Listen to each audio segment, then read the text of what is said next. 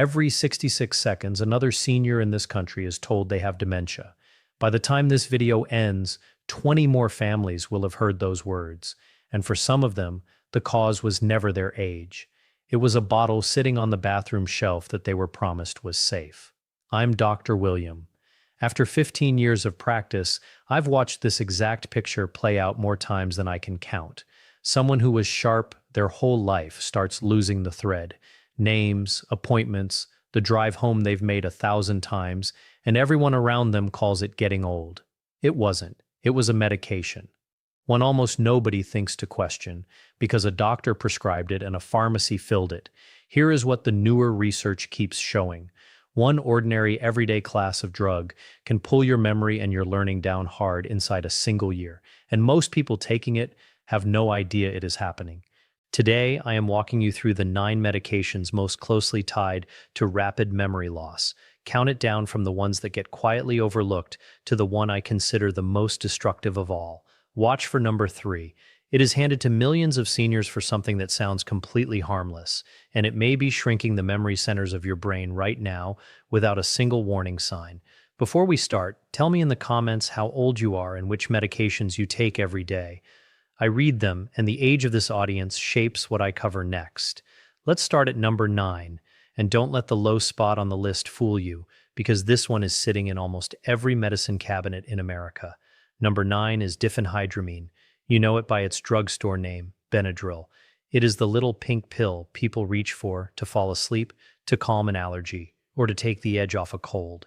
It costs a few dollars, it sits on an open shelf, and most people assume that because nobody needs a prescription for it, it must be gentle. Inside your brain, it is doing something very different. Benadryl belongs to a group of drugs called anticholinergics. That is a long word for a simple idea. They block a brain chemical called acetylcholine. Acetylcholine is the messenger your brain uses to lay down a new memory and to stay alert through the day. As we age, the brain makes less of it and leans harder on every bit it has left. So, a drug that blocks it lands far heavier on a 70-year-old brain than a 30-year-old one. The part that takes the hit is the hippocampus, the small seahorse-shaped structure where new memories are formed before they get filed away. In my practice, I've watched patients take a nightly antihistamine for years and slowly lose their edge, never once connecting the fog to the pink pill by the bed. The research connects it plainly. A 2023 paper in the Journal of Geriatric Cognitive Health followed older adults who used anticholinergic drugs regularly and found a 54% higher risk of developing dementia compared with people who stayed off them. More than half again the normal risk from something most of us treat like candy. Here's what to do. Read the label on anything you take to sleep and anything marked PM, nighttime, or allergy relief, because those are very often just Benadryl wearing a different name. If you take it for allergies, there are newer antihistamines like loratadine, sold as Claritin, that do not cross into the brain the way Benadryl does and are far safer for the long haul. Never stop a medication on your own. Bring it to your doctor, but stop assuming that over-the-counter means safe for your memory. That is number 9. Number 8 is one your stomach loves and your brain quietly pays for. Number 8 is the proton pump inhibitors. The big names are omeprazole, sold as Prilosec, and esomeprazole, sold as Nexium. These shut down acid production in the stomach, and they get handed out for heartburn, reflux, and that burning feeling after meals. People stay on them for years, sometimes decades, because the moment they stop, the symptoms come roaring back, so it feels like the drug is the only thing holding the line. Here's the part almost nobody hears at the pharmacy counter. Your stomach needs acid to pull certain nutrients out of your food, and chief among them is vitamin B12, which protects the wiring of your nerves and your brain. Turn the acid down far enough, long enough, and your B12 quietly drops. So do magnesium and calcium, 2 minerals your brain cells depend on to fire and signal cleanly. Starve the neurons of those, and you get misfires, confusion, and memory slips that look exactly like early Alzheimer's, when the real cause is a nutrient your medication has been blocking all along. In 2016, a large study in JAMA Neurology examined more than 73,000 people aged 75 and older. Regular PPI users had a 44% higher risk of dementia than people who did not take them. And the trouble runs deeper than nutrients, because PPIs have also been shown to raise levels of amyloid beta in the brain, the sticky protein that builds up in Alzheimer's disease. So here is the move. If you take a PPI every single day, that is the conversation to have with your doctor. Many people can taper down onto a gentler class called H2 blockers, like famotidine sold as Pepcid, which is far less likely to affect your thinking. Chewing deglycyrrhizated licorice, a natural compound that coats and calms the stomach lining, can ease symptoms with no cost to the brain at all. The goal is the lowest dose for the shortest time, not a pill you take forever out of habit. Number 7 is prescribed for a problem most people would rather not talk about. Number 7 is the bladder drugs, and the one to know by name is oxybutynin, sold as Ditropan. It is given to seniors who deal with a sudden, urgent to get to the bathroom, the kind of overactive bladder that can reshape a whole day. The relief is real, and the embarrassment it spares people is real too. But oxybutynin works by blocking acetylcholine, the same memory chemical Benadryl blocks, and this one slips across into the brain very easily and parks itself right where memories are made. That makes it one of the more dangerous ones on this list for an older adult, especially when taken month after month, year after year. In 2019, the British Medical Journal published the study of people over 65 who took strong anticholinergic drugs like oxybutynin for more than a year. Their risk of dementia was 49% higher, close to 1 in 2. And here is what troubles me most. Almost none of them were warned. They were told a pill would calm the bladder. Nobody mentioned it might be dimming the mind at the same time. The fog gets blamed on age. People describe forgetting appointments, losing their keys 10 times a day, dropping the threat of a simple conversation, and everyone around them nods and says, "Well, you're getting older." It is rarely traced back to the prescription until real ground has already been lost. If you take oxybutynin and you have noticed your memory slipping, take that seriously because you do not have to choose between your bladder and your brain. Newer drugs like mirabegron, sold as Mirbatriq, work through a completely different pathway and do not block acetylcholine at all. For most older adults, they provide the same control with far less risk to thinking. Bring it up at your next visit. Number 6 might be the most surprising one here because it is one of the most prescribed drugs on earth. Number 6 is statins. Simvastatin and atorvastatin, sold as Zocor and Lipitor, are among the most prescribed medicines in the world, especially after age 60. And they do an important job lowering cholesterol and reducing the risk of heart attacks and strokes. Statins belong in a lot of people's lives, and this is not a case against them. What follows is the half of the story that usually gets left out. Cholesterol does far more than affect your heart. Your brain is close to 60% fat, and it uses cholesterol to build the myelin sheath, the insulation wrapped around every nerve so signals travel fast and clean. Lower cholesterol hard enough with a strong enough statin, and you can leave the brain short of a raw material it actually needs. The statins that cause the most trouble are the ones that cross easily into brain tissue. In 2023, a study published in Frontiers in Aging Neuroscience found that adults over 70 who had been on statins for more than 3 years had a 26% higher rate of mild cognitive impairment, and the higher the dose, the steeper the decline.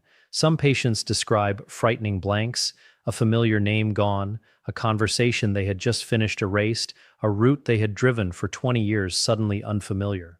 The important thing to understand is that not every statin affects the brain the same way. Pravastatin and rosuvastatin do not cross into brain tissue as readily and are generally considered safer choices when it comes to preserving cognitive function. So, if you have been on a statin for years and you are noticing fog, forgetfulness, or confusion creeping in, that is a real conversation to have with your doctor about a lower dose or a switch. It is not a reason to quietly stop a medication that may be protecting your heart. Get the plan right with professional guidance, never on your own. Quick pause. If this is helping connect the dots for you, take 1 second and tap that like button. It genuinely helps this information reach more seniors who need to hear it. And while you are down there, tell me how many prescriptions you are taking right now. I read every comment. All right, back to the countdown. Number 5. Number 5 is the benzodiazepines. Lorazepam, sold as Ativan. Diazepam, sold as Valium. Alprazolam, sold as Xanax. These are among the most commonly prescribed drugs in America for anxiety and sleep problems. They work by boosting GABA, the brain's natural calming signal that turns down an overactive nervous system. At first, they can feel like a rescue. The panic eases, the racing thoughts slow down, sleep finally comes. But over time, the picture begins to change. A 2022 study published in the British Medical Journal followed more than 8,000 seniors for 6 years and found that those who used benzodiazepines for longer than 3 months had a 51% higher risk of developing Alzheimer's disease. The longer-acting medications such as diazepam appeared to be even more problematic because they remain in the body longer and accumulate in fatty tissues, including the brain. What these medications do is create a slow chemical sedation of the entire brain. Learning becomes slower, mental flexibility decreases. Many people describe a sense of emotional flatness, as if they are moving through a fog and no longer feel entirely like themselves. The cruelest part is the exit. If a benzodiazepine is stopped abruptly, anxiety and insomnia often return with even greater intensity, accompanied by agitation that can become genuinely dangerous. That makes the medication feel indispensable at precisely the moment it may be causing the greatest harm. So here is the rule, and it matters. If you've been taking a benzodiazepine for more than a few weeks, do not stop suddenly because doing so can be life-threatening. Work closely with your doctor to taper the medication gradually over weeks or even months. There are gentler alternatives. Buspirone, for example, can help with anxiety without causing sedation or mental clouding. There are also specialized forms of talk therapy designed for insomnia and anxiety that can restore calm without the cognitive cost. Now, let's move to number 4. Number 4 is a single medication prescribed for 3 different problems, and it carries one of the heaviest hidden burdens on this list. Number 4 is amitriptyline, sold as Elavil. It is an older antidepressant that is still widely prescribed today for nerve pain, sleep difficulties, and even migraine prevention. That versatility is exactly why it became so widespread. It looks like a medication that can do everything, but beneath the surface, it is one of the most powerful anticholinergic drugs still in common use. That means it strongly blocks acetylcholine, the very chemical your neurons rely on to communicate with one another and to store new memories. It blocks acetylcholine so aggressively that with long-term use, memory problems stop being a rare side effect and begin to resemble an expected outcome. In 2015, a large study published in JAMA Internal Medicine followed more than 3,400 adults aged 65 and older. Those with the highest cumulative exposure to anticholinergic drugs, such as amitriptyline, over a 10-year period, had a 54% greater risk of developing dementia. And almost none of them were ever told that the medication could do that. They were given it for sleep or for pain, then gradually noticed words disappearing, memory becoming thinner, concentration weakening, and they simply assumed it was part of getting older. It does not even require a high dose. A small nightly dose taken for years can quietly erode cognitive function without any obvious warning signs until the loss becomes significant. If you or someone you love takes amitriptyline, that is a conversation worth having soon. For nerve pain, options such as duloxetine or gabapentin may provide similar relief without the same anticholinergic burden. For sleep, melatonin or very low dose of doxepin, which is considerably gentler on this chemical pathway, may serve as alternatives. And for mood disorders, newer antidepressants such as sertraline or escitalopram are generally considered much safer for the long-term health of the brain. Number 3 is the one I told you to watch for because it is prescribed to millions of people for something that sounds completely harmless. Number 3 is paroxetine, sold as Paxil. It is one of the most widely prescribed members of a family of antidepressants known as SSRIs, used for both depression and anxiety. On the surface, it appears to be a modern, gentle option, far kinder than many older psychiatric medications. But here's the detail that is rarely discussed. Paroxetine is the one SSRI with strong anticholinergic activity. That single characteristic sets it apart from related medications, such as sertraline and escitalopram, because it affects the same acetylcholine system that every other medication on this list has been disrupting.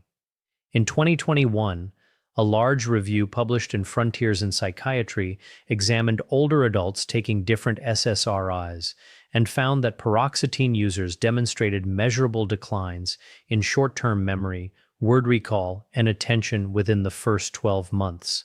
Seniors taking paroxetine were 30% more likely to show early signs of cognitive impairment than those using other antidepressants. There is a painful irony in that finding. The medication is prescribed to help stabilize the mind, yet over time it may erode the very clarity it was intended to protect. The solution here is straightforward. In older adults, paroxetine is generally a medication worth avoiding when alternatives are available. The American Geriatric Society placed it on the Beers list, a formal catalog of medications considered potentially inappropriate for seniors. And paroxetine appears there for precisely these reasons. If you take it, speak with your doctor about the possibility of switching to a safer SSRI, such as sertraline or escitalopram, which are gentler and do not carry the same cognitive concerns. Supporting healthy levels of B vitamins, especially B12 and B6, may also help support mood alongside these changes. Number 2 is prescribed so quietly that many people taking it do not even realize what type of medication it is. Number 2 is antipsychotic medication. And this one concerns me deeply because many individuals taking these drugs never knowingly agreed to take an antipsychotic. The names include quetiapine, sold as Seroquel, risperidone, sold as Risperdal, and olanzapine, sold as Zyprexa. These medications were originally developed and approved for serious psychiatric conditions, such as schizophrenia and bipolar disorder. Today, however, they are often prescribed off-label to older adults for sleep problems, mild restlessness, or agitation associated with dementia itself. Powerful medications designed for severe psychiatric illness are now frequently used in homes and nursing facilities for seniors who are simply confused, restless, or difficult for busy caregivers to manage. The cost can be substantial. In 2022, a study published in Lancet Healthy Longevity followed more than 25,000 older adults and found that those given antipsychotic medications for behavioral symptoms were 71% more likely to experience worsening cognitive decline within a year, even when they had no history of dementia before treatment. These medications can also increase the risk of stroke, sudden cardiac death, and the profound sedation that contributes to falls and hospitalizations. They work by suppressing dopamine, a chemical involved not only in mood regulation, but also in focus, planning, and memory. Reduce dopamine enough, and the brain becomes slower and less responsive. That is why some individuals taking these medications can appear dull, emotionally flat, or almost absent, while their families grieve the gradual disappearance of someone who is still physically present.